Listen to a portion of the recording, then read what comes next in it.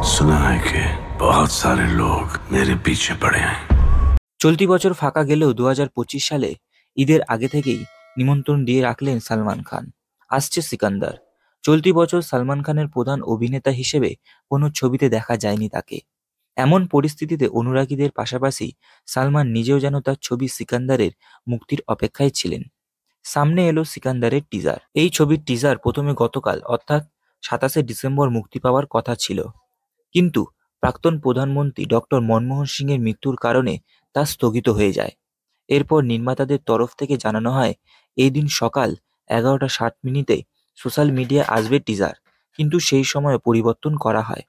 অবশেষে বিকেল 4টে 5 নাগাদ সামনে আসলো বহুল প্রতীক্ষিত সিকান্দার ছবির টিজার। টিজার আসার পরেই অনুরাগীদের শুভেচ্ছায় বন্যায় ভরিয়ে দিয়েছে নেটপাড়া।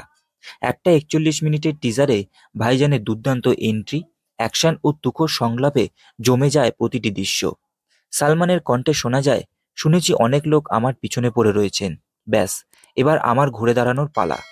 পুরো সোয়াগ নিয়ে সালমান যেভাবে সামনে এসেছেন তা এক কথায় সিটি মারা মোমেন্ট। পাশাপাশি এদিন সিকান্দার ছবির ফার্স্ট লুক পোস্টার শেয়ার করেছেন অভিনেতা।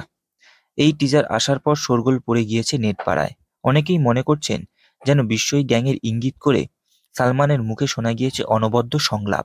কারণ লরেন্স বিশ্বই গ্যাংয়ের তরফে একাধিকবার সালমানকে প্রাণস্বরে হুমকি দেওয়া হয়েছে বলে অভিযোগ। এমনকি সালমানের গ্যালাক্সিতে চলে আক্রমণ। তারপর টিজারে সালমানের ঘুরে দাঁড়ানোর মন্তব্য যেন কাকতালীয়ভাবে মিলে গিয়েছে। সিকান্দার ছবি পরিচালনা করেছেন আর মুরুগাদোস, যিনি আমির খানের সঙ্গে গাজনি পরিচালনা করেছিলেন। প্রথমবার পরিচালক কাজ করলেন সালমানের সঙ্গে। ভাইজানের বিপরীতে রয়েছে রাশ্মিকা মান্দানা ও কাজল আগারওয়াল।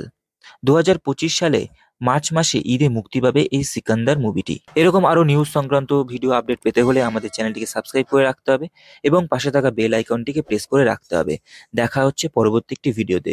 সবাই ভালো থাকবে।